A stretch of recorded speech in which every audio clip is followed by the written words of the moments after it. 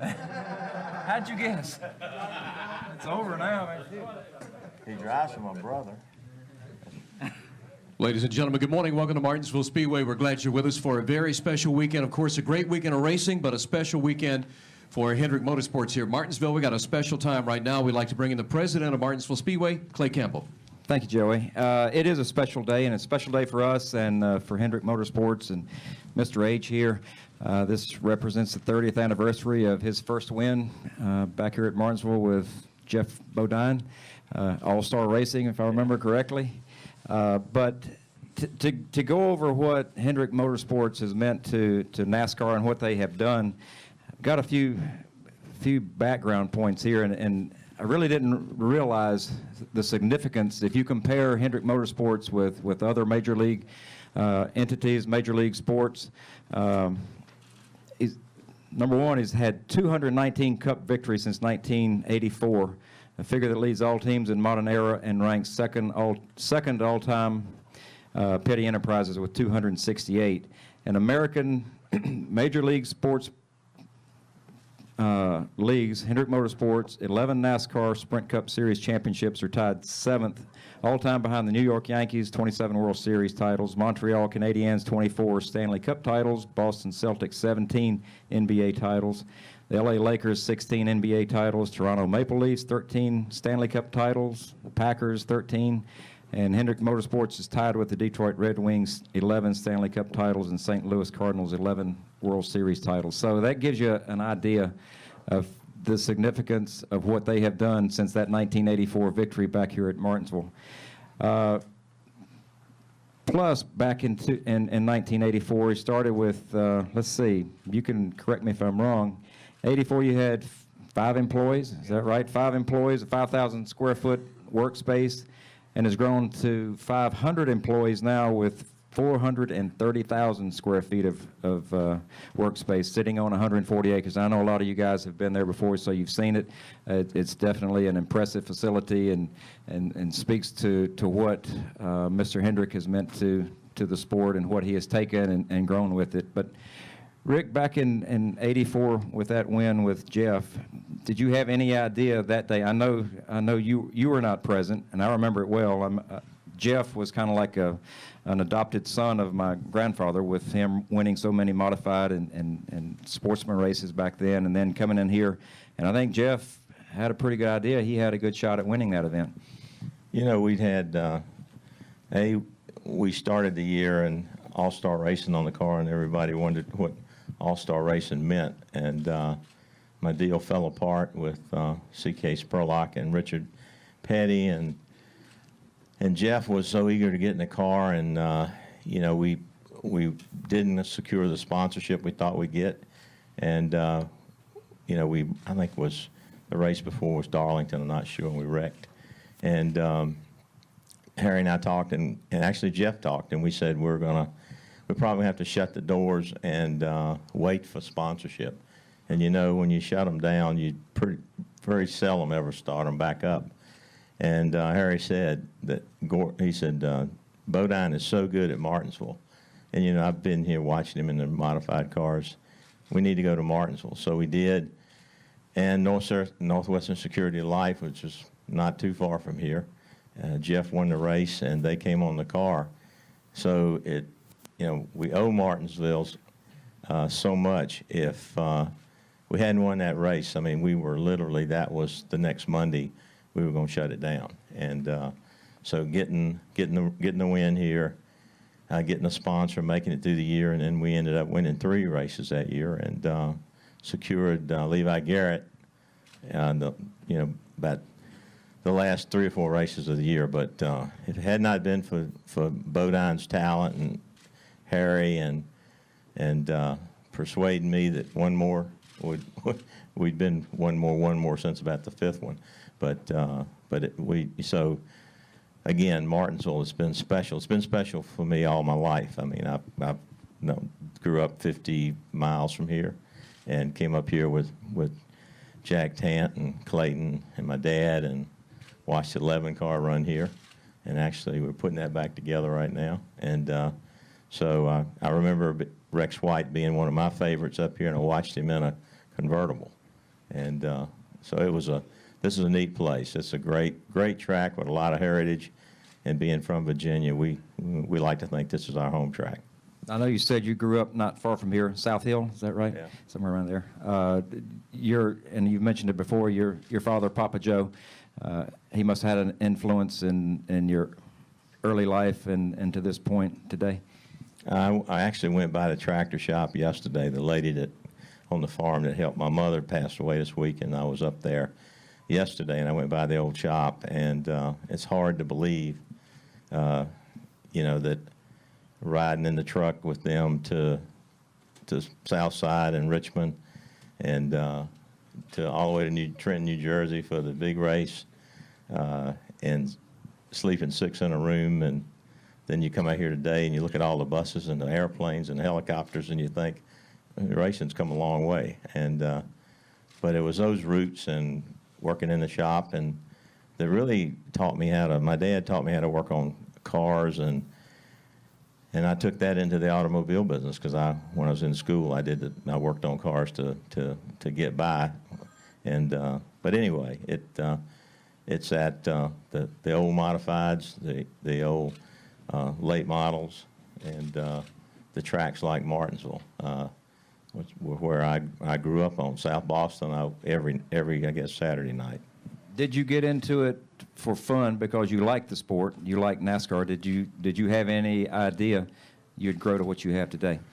No, I've raced all my life. I drove drag cars, and then I raced boats, and we won 3 national championships in a row, and we had the fastest propeller-driven boat in the world, and ran the East Coast, West Coast, and was trying to get sponsorship, and Max Mulliman in Charlotte was helping me, and Jimmy Wright got killed in Litchfield, Illinois, driving the top fuel boat, and so I stored the boats at Harry Hyde's shop, and then that's when Max came along with the idea of Spurlock and me and Petty, and so I sold teams parts, because I was a big Chevy store there in Charlotte, so Raymond Beadle and all the guys that didn't have the factory help that ran GM cars bought their stuff from me, because I knew Ernie Callard, who was the head of GM High Performance Parts, and I could get the parts for them. There's Junior. Junior's in here. He was the only one who could get them, but I could get them for them too. Mr. Johnson's with me. He's my hero here today. Where's Junior? Junior? There he is back there. He tells me stories.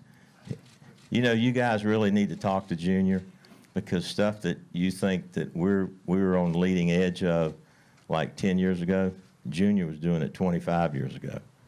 He walks through the shop talking to our guys and showing them things he was doing 25 years ago. That's a pretty interesting story. What stopped you from remaining a driver? I know you've done some driving, so you said that, but what was the determining factor that you wanted to be on this side of the Talent. the pit wall? Talent.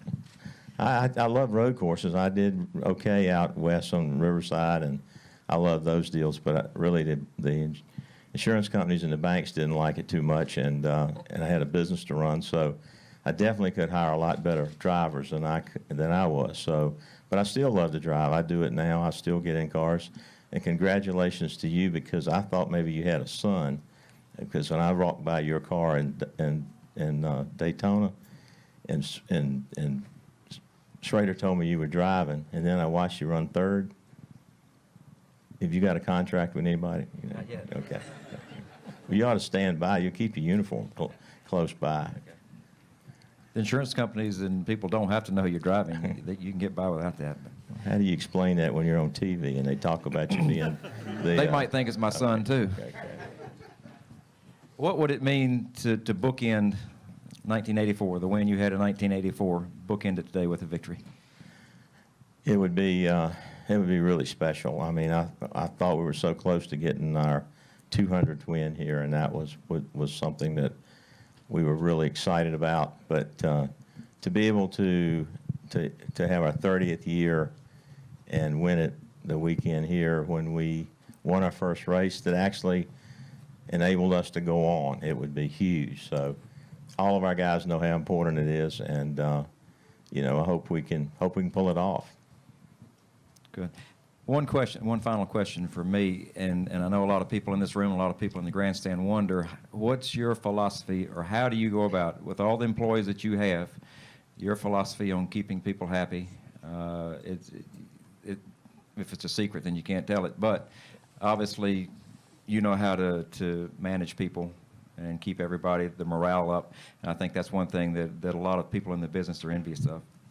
Well, you know, you don't always keep them happy, and it's a constant job to keep thoroughbreds when you've got crew chiefs and drivers and engineers on the same page. But I think one of the keys to our success is growing our people inside. So they grew up in a culture that they work together, and when they work together, they don't seem to point fingers. Darrell and I were talking about the other day when we did the super team, and we got the best crew chief, the best engine guy, the best this, the best that, and put them together, the all-star team.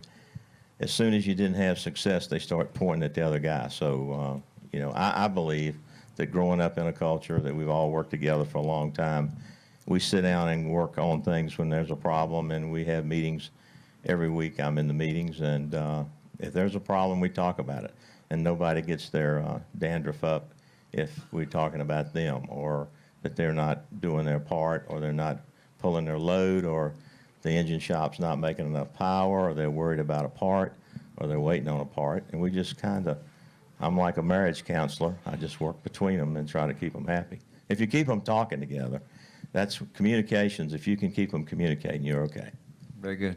I'll turn it back over to Joey, and anybody has questions. But before I do that, Rick, congratulations on your Thank you, sir. 30-year success Thank you, here. sir. Many more. I need a clock today. All right, ladies and gentlemen, if you have any questions, please raise your hand. I know we have 2 mics. We'll get one right to you. Let's begin right here on the front row. Kenny Bruce with NASCAR.com. Rick, you mentioned Richard Petty initially. I know that was something that didn't work for you. Can you mention who are some of the drivers that you have tried to hire that for one reason or another it didn't work out? Oh, yeah. Really, the one guy that I was pretty close to, that we were real close to getting a deal put together, was Dale Earnhardt. And he shook down my first car. And then I think it was about 80, maybe 85, 86, we talked again. And when he was looking at Ford. And so we came close with Dale. And, you know, that's the one that stands out because he was so good. And Richard, and I kid Richard about how many championships he'd have if we'd have worked it out. But no, it's so many good drivers in the sport, you know, and sometimes a lot of them are friends. But I'd say those are the 2. Hi, Rick. Tom Jensen, FoxSports.com. What's gotten tougher about the competition now? Since the time you've come in, how different is the sport, and how much tougher is it to win now? Well, I think the cars are so close, and the caliber of drivers is much stronger. But you had a much wider range to work when I first started, and if you had real innovative people, you got to run it maybe a year before NASCAR, everybody caught up, or NASCAR would change a rule. And today, you know, they've got us in such a tight box that there's not much innovation going on. And so it's real hard to have an advantage. So your advantage has got to be the talent of your driver and the crew chief you have, fast pit stops and good motors. And so you just can't be the guy that's way ahead. Well, I mean, again, like Junior was when he was racing, he was far ahead of everybody else. Mark Carroll, PRN. Rick, not that it's old hat, but you've won a lot of races since then. Can you talk about the feeling you get winning a race now, and as you know, you're the closing laps, and you may be coming towards another win, as opposed to that first win, hadn't been there before yet, didn't know if it was going to happen. Can you talk about that a little bit? Well, I can tell you about the 2 that hurt the most. The first one was here when we got spun on the last lap. And the second one, I think, was last weekend in Texas. Not in Texas, California. That one hurt. I mean, it was good as the cars were all day. But the thrill of winning today is just as exciting as it was the first win. I mean, I mean, when Dale won Daytona, you get your knees get weak because you're sitting there waiting, and you know how hard it is coming off of 4 to make it happen, because you know there's going to probably be a lot of pushing and shoving and wrecking before you get there. And but so the all-time greatest one for me was my son winning the inaugural race at Kansas. We'll have one right here, and then we'll have time for one more. Yeah, Rick Al Pierce, the Model Week. Where were you that Sunday? How did you get the news? And what kind of celebration did you have? I had promised my wife I'd go to a church service in Greensboro, and I thought it was on Saturday, and it was on Sunday. And so I went. I was in church, and that was before cell phones, so I stopped at a payphone and called my mother and just asked her how the race turned out. And she said, "You didn't hear?" And I said, "No." She said, "He blew up." And I said, "Oh, man." She said, "I'm kidding, he won." So I was already, I mean, after I'm kneeling in the phone booth, because it was over. So then we went to Geoff Bodine's house, who lived in that area, and wrapped his yard with toilet paper. So straight from church to wrapping his yard in toilet paper. Rick, Adam Haynes for their Danville Register and Bee. I know you kind of already addressed this a little bit, but with the sport having changed so much over the last 30 years, what's the one thing that stands out in your mind as your favorite change to NASCAR over the last few years? Golly, I've never been asked that question. Maybe prize money or sponsorship. It's everything's.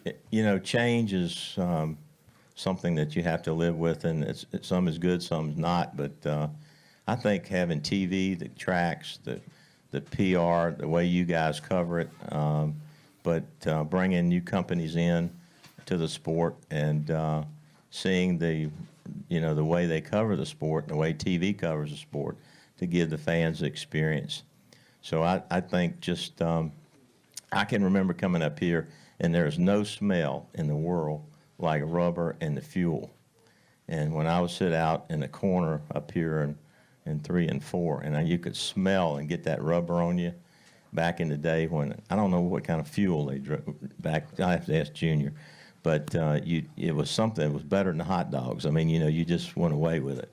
So a diehard fan, that was great. But then to see where it's come, I mean, we went to Talladega with open trailers to test.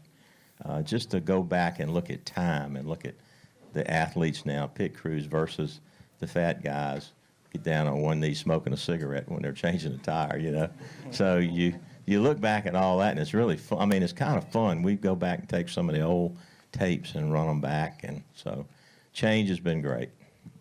Thank you, folks, for the questions. I believe at this time, Mr. Hendrick, you have a special I have presentation. something for-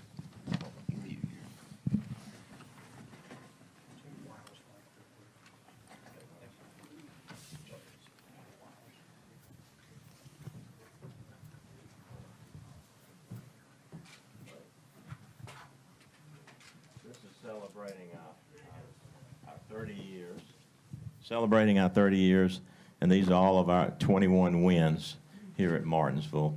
I hope you have a place to put it, and I'm saving a place for the clock. But thank you for what you and your family have done for the sport, and you're real racers, and you take care of the fans. We've been able to do promotions together like the hot dogs up at our place, but if it wasn't for Martinsville, we wouldn't be here. I wouldn't be racing today, so thank you very much.